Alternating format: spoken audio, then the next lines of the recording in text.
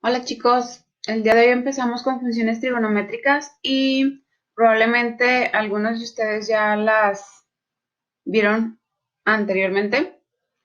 Sabemos que seno, la función seno es igual a cateto opuesto sobre hipotenusa, coseno adyacente sobre hipotenusa y tangente igual a cateto adyacente. Entonces vamos a empezar explicando qué es esto de cateto opuesto y qué es esto de cateto adyacente, porque estoy seguro que la hipotenusa sí ya la tenemos bien ubicada desde que vimos el teorema de Pitágoras, ¿sale? Bien, entonces aquí te puse un triángulo rectángulo porque otra vez en las funciones trigonométricas lo que vamos a estar utilizando son triángulos rectángulos.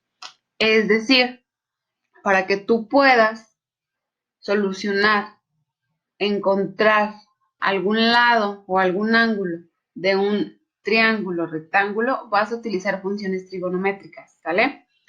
Entonces, estas funciones trigonométricas solamente las vamos a utilizar en triángulos rectángulos, así como el teorema de Pitágoras solamente era para triángulos rectángulos, esto es exactamente lo mismo. Bien, entonces vamos a tener aquí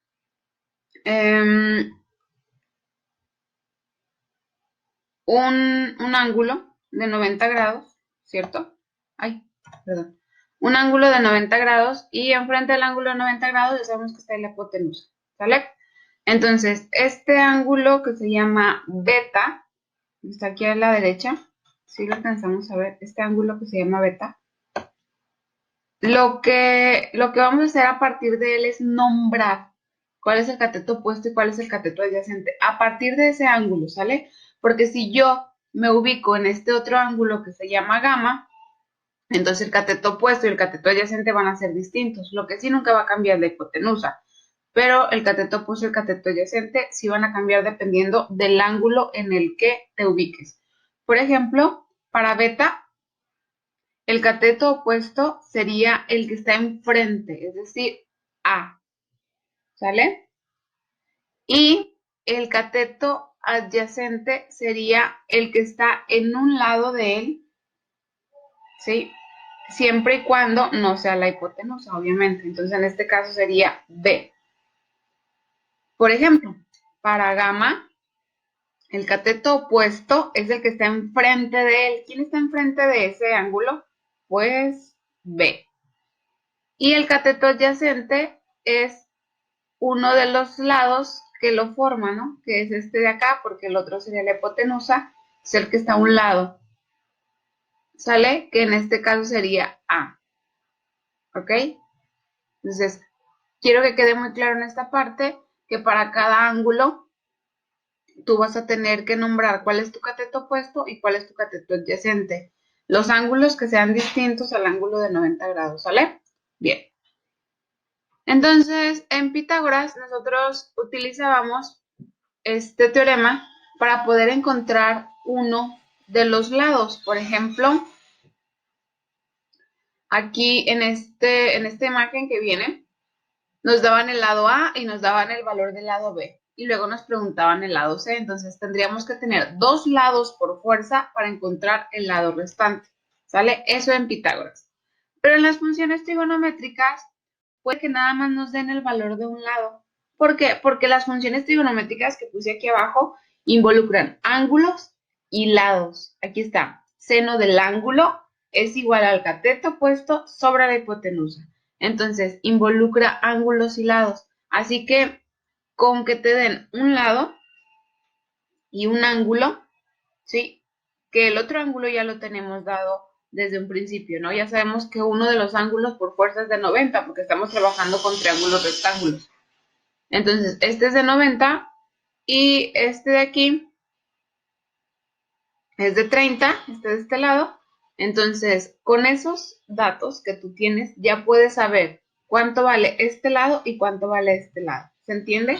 Otra vez me voy a regresar. En Pitágoras necesitábamos por fuerza saber dos lados para poder encontrar el otro. En las funciones trigonométricas no es necesario que conozcas desde un principio los dos lados. Con que te den un lado y un ángulo distinto al de 90 que ya no sabemos, entonces ya podemos encontrar cuánto vale este lado y cuánto vale este lado. ¿Sí? Eso es lo bello de las funciones trigonométricas. Entonces aquí tenemos un ejemplo. Aquí te puse las funciones trigonométricas. Dice seno del ángulo es igual a cateto opuesto sobre hipotenusa, coseno del ángulo es igual a cateto adyacente sobre hipotenusa, tangente del ángulo es igual a cateto opuesto sobre cateto adyacente, ¿no? Que es la coca. Y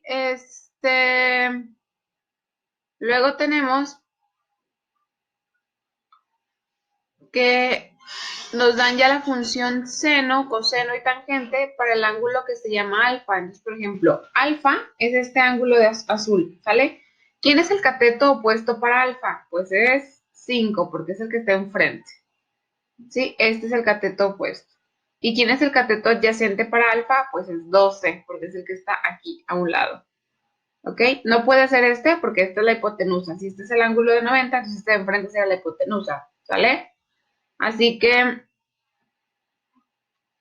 aquí nos ponen cada uno de las funciones con sus valores. Mira, seno del ángulo es igual a 5 13.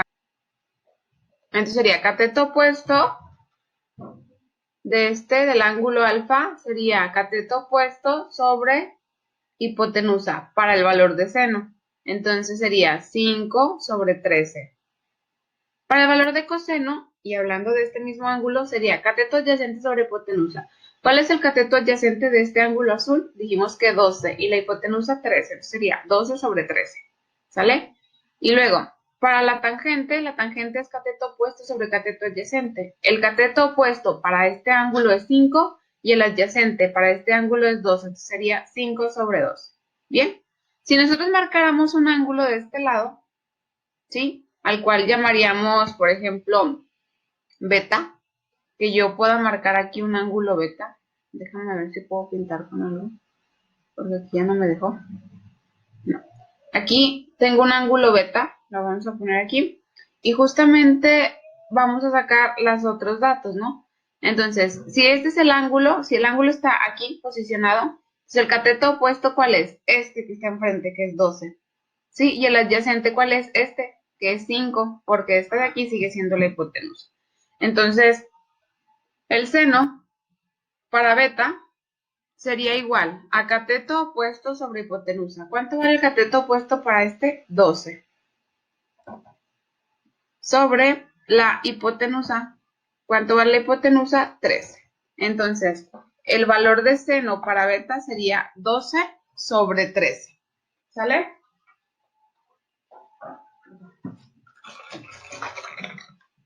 Luego tenemos el valor de coseno. El valor de coseno para beta, suponiendo que beta está justo en este puntito, adyacente. ¿Cuál es el cateto adyacente? A ver, si este es beta, este es el opuesto y este es el adyacente. 5. 5 sobre la hipotenusa. ¿Cuánto vale la hipotenusa? 13. ¿Sale? Y así quedaría. Y por último, para la tangente es cateto opuesto sobre cateto adyacente. Si el ángulo está aquí, el opuesto sería 12.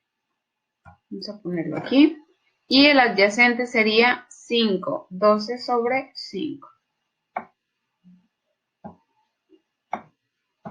Aquí está. ¿Sale? Y esos serían los datos, ¿no? Para cada uno. Entonces ahora vamos a ver de qué nos sirve utilizar todo esto, todos estos datos.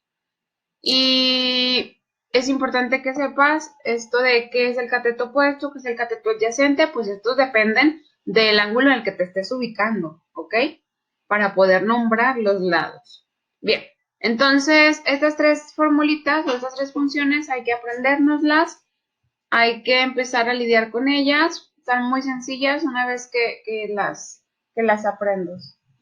Y vamos entonces a hacer un video de solución de triángulos rectángulos. Nos vemos al rato.